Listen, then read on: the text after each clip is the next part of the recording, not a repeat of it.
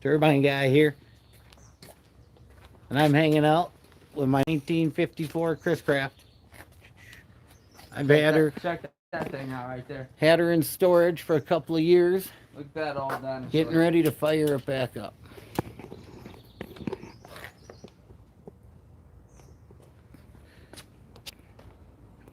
Switch it around.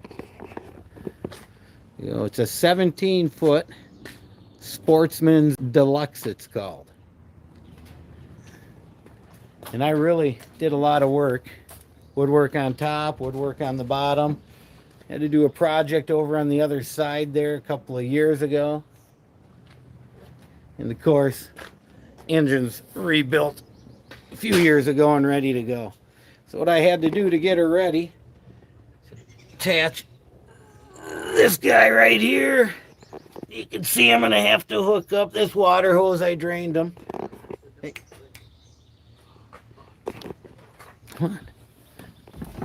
Oof. Now,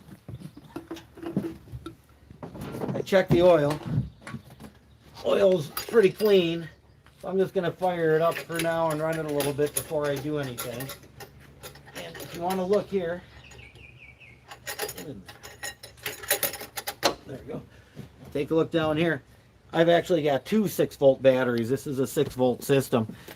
You used to have a Volkswagen battery in there because that's the only thing would fit. But I was able to get these Optima AGM batteries that are much better quality. And having two of them doubles my cranking amps and helps this old Hercules engine turn over. Now, this is, as I said, a Hercules engine. And what they used to do with these is Chris Craft would buy them in lots of 1, 200 or whatever, and they'd marinize them.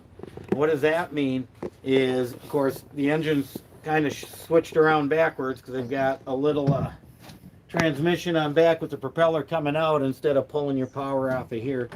And this block itself is anywhere from 95 to 131 horsepower, depending on how it's built. This is a KBL, the B meaning big stroke or big crank, and L meaning long stroke. This is 131 horse. This is the most powerful engine of this size. And instead of having a 2-barrel updraft carburetor, this has 3 1-barrel downdraft carburetors. An interesting thing as well. Where's the gear shifter? Get up that in a minute. Get back here again. Interesting thing as well.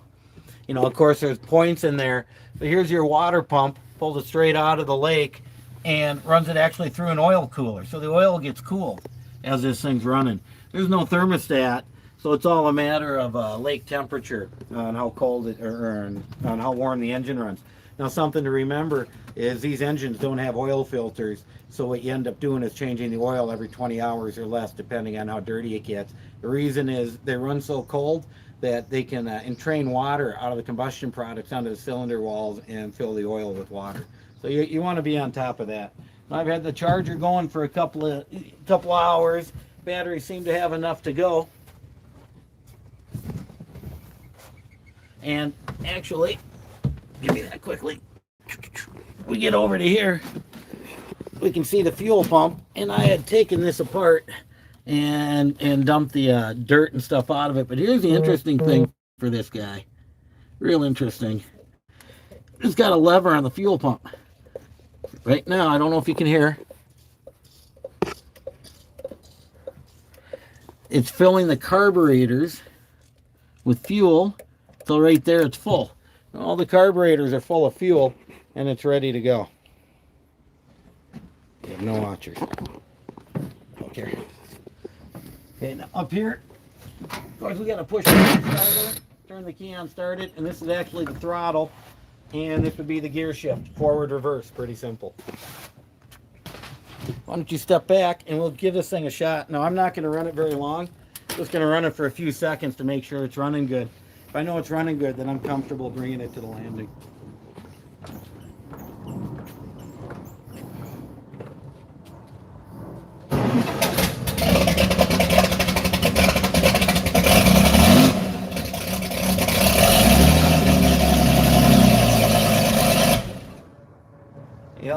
I don't want to run it too long. It's going to, heat up. But I think that's good. Oil pressure was good, I looked. It kind of got into running mode real good. I think this thing's going to be just fine when we dump it in.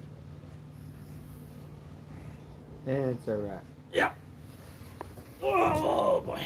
Oh, man, jumping out of boat. Sounded like, oh, that's nice. That's a big power. There you go, folks.